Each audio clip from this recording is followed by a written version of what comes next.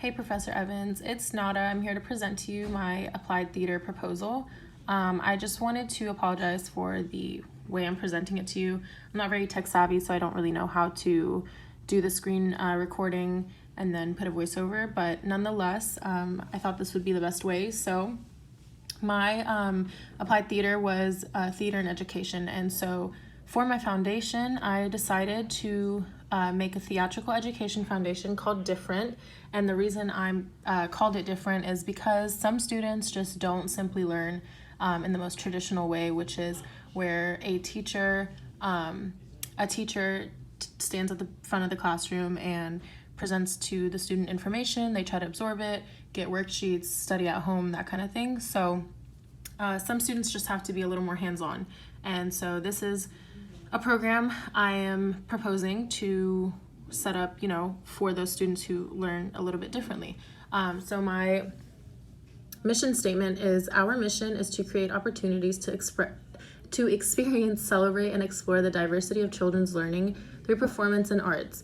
And basically, I just wanted to make it a little bit easier for students to be heard, to feel a little more comfortable in expressing themselves. And so that's what I mean by my mission statement. I just want everyone to feel more than welcome to speak up, to present themselves in a different light than fitting into social standards and fitting into the classroom norms per se. And so by this, I had some activities and programs, which could be summer programs, after school clubs, and extracurricular activities. And so those extracurricular activities would be like if you wanted to sign up for drama or for photography or engineering, you could also do this Different program to be your extracurricular activity to express yourself. And so my hoped outcome would be the purpose of this program is to allow children of all ages to express themselves free of judgment, doing what they love.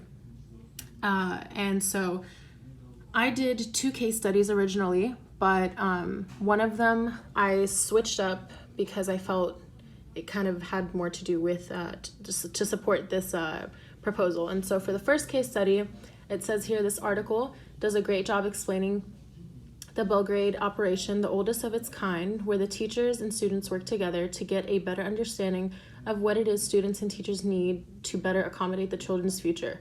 And so in this case study, they had actor teachers kind of just walk around different schools and observe the interactions between the teachers and the students and how things were working. And they stepped in by becoming the actual teacher, collaborating with the teacher to make lesson plans, and then have them learn in a normal and not so normal way, which is by the typical way, and then also by acting in a theatrical setting. And so this case study proved to help my proposal.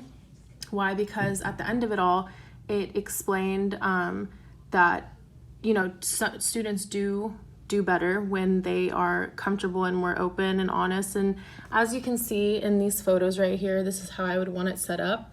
And so if students were in the setting, I believe the first case study would prove even more correct, just because it's a little more inviting and more friendly environment than a desk and the teacher at the front of the classroom. And so for my second case study, I got it from this article right here. It's written by Laura, and she is a student teacher in drama. And so what she had done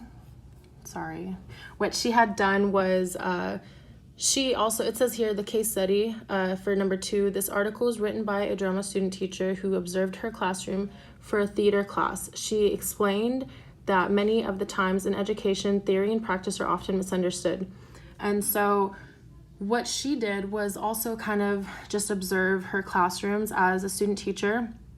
She saw how students interacted, students learned better, how they would like to go about their learning experience. And so her article helped to prove even further that it is really important to allow students to express themselves and learn in a different way. And so over here, it says the purpose of my program as well is this program, like any, would start off small, mainly to advertise local schools and as a standoff summer program as well.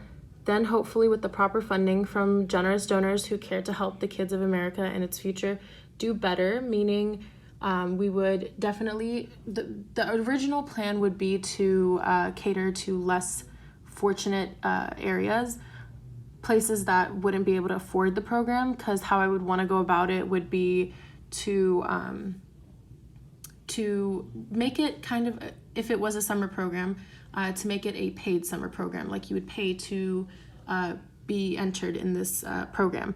But if you weren't able to pay for it, you would receive maybe a scholarship from raised money, funds from the government maybe, or just, like fundraisers and governmental help and whatnot. And so I'd like to start this nonprofit organization off by giving a speech on the importance it holds, advertise it, and build a trustworthy foundation to help achieve our goals in making education better.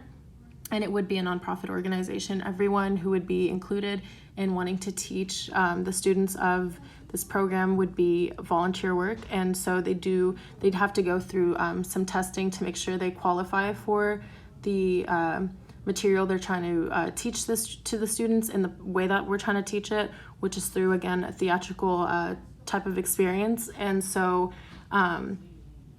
basically my slogan here is by the people, for the children. And so again, that is kind of showing that, by the people, we would like to raise money and to fund this program in order for the children to do better for the future of America, not just for America, but for themselves as well. And so to further this, the reasoning behind this proposal, if not yet believe, don't believe me, but believe the qualitative and quantitative data behind it, I found this article. It's an effective art integration that shows it improves test scores. And so it's by the Mississippi State University. Its summary basically is saying the effective classroom art interrogation, can reduce or eliminate educational achievement gaps for economically disadvantaged students, according to a report. And so basically the qualitative analysis from this document was they conducted behavioral analysis, daily observations, and interviews of participants. So the participants would be the students, and the quantitative would be that it showed improved test scores, benchmark test scores as well were higher, and as well as doing better in weaker spots, meaning if you weren't so good in a certain subject, through the programs that had art incorporated in them, a form of art, they did typically better. And so this all goes to show that education should be taken more seriously in America, not only in America, but everywhere. And not everyone, and it should be understood that not everyone can understand and learn in the way that the typical school system wants us to learn in. And so, I would like for this program to go through, but that's all.